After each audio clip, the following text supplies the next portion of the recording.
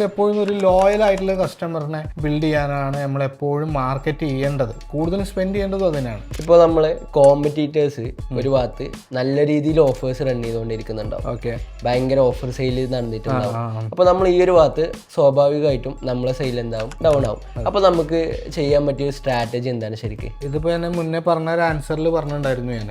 അതായത് നമ്മൾ competitor aggressive ആയിട്ട് ഓഫർ കൊടുത്ത് ഭയങ്കരമായിട്ട് പ്രൈസ് കട്ട് ചെയ്ത് കൊടുക്കുന്ന ഒരു സിറ്റുവേഷന് അതേപോലെ നമ്മൾ ചെയ്യാൻ ട്രൈ ഔട്ട് ചെയ്താൽ രണ്ടുപേർക്ക് ഈക്വൽ ആയിട്ട് പ്രോഫിറ്റ് നഷ്ടമാവും എന്നുള്ളൊരു പ്രശ്നമാണ് അവിടെ ഉണ്ടാകുന്നത്. അതായത് പിന്നെ നമുക്ക് കൂടുതൽ വരാൻ സാധ്യതയുള്ള ഒരു ചീപ്പ് ടൈപ്പ് കസ്റ്റമർ എന്ന് പറയും. അതായത് സ്പെൻഡ് കുറച്ചിട്ട് പ്രൊഡക്റ്റ് മേടിക്കണം എന്ന് ആഗ്രഹിക്കുന്ന ടൈപ്പ് ഓഫ് കസ്റ്റമേഴ്സ്, അവർ കൂടാനാണ് സാധ്യത. നമുക്ക് എപ്പോഴും ഒരു ലോയൽ ആയിട്ടുള്ള കസ്റ്റമറിനെ ബിൽഡ് ചെയ്യാനാണ് നമ്മൾ എപ്പോഴും മാർക്കറ്റ് ചെയ്യേണ്ടത്, കൂടുതൽ സ്പെൻഡ് ചെയ്യേണ്ടതും അതിനാണ്. ലോയൽ ദ സെൻസ് നമുക്ക് ആ കസ്റ്റമർ കൂടുതൽ കാലം നമ്മളെ കൂടെ ഉണ്ടായിരിക്കുക എന്നുള്ളൊരു കാര്യം. നിഷാന്റെ ക്വസ്റ്റ്യനിലോട്ട് വരികയാണെന്നുണ്ടെങ്കിൽ ഓഫർ അവിടെ ഭയങ്കരമായിട്ട് കട്ട് ചെയ്ത് ഓഫർ കൊടുക്കുമ്പോൾ നമ്മളിവിടെ ചെയ്യേണ്ട ഒരു ആക്ടിവിറ്റി എന്ന് പറഞ്ഞാൽ നമ്മൾ USPനെ ഷോക്കേസ് ചെയ്തിട്ട് നന്നായിട്ട് മാർക്കറ്റ് ചെയ്യുക എന്നുള്ളതാണ്. കസ്റ്റമറിന് നമ്മൾ കൊടുക്കുന്ന യുണീക്ക് ആയിട്ടുള്ള ഒരു കാര്യം അതൊരിക്കലും നമ്മളെ കോമ്പറ്റീറ്റർ ആയിട്ടുള്ള ആ പ്രൈസ് കട്ട് ചെയ്യുന്ന പേഴ്സണ് പ്രൊവൈഡ് ചെയ്യാൻ പറ്റില്ല. അപ്പോൾ അത് നമ്മൾ എന്ത് ചെയ്യുന്നു, അത് നല്ല രീതിയിൽ ഷോക്കേസ് ചെയ്യുന്നു, അതിലോട്ട് കൂടുതൽ സ്പെൻഡ് ചെയ്യുന്നു. യൂഷ്വലി അതിൻ്റെ കൂടെ തന്നെ നമുക്ക് ഓഫേഴ്സ് കാര്യങ്ങൾ നമ്മളിവിടെയും അവൈലബിൾ ആണ് എന്നുള്ളത് കൂടി കൊടുക്കാം. ഈ രണ്ട് ആക്ടിവിറ്റി നമ്മൾ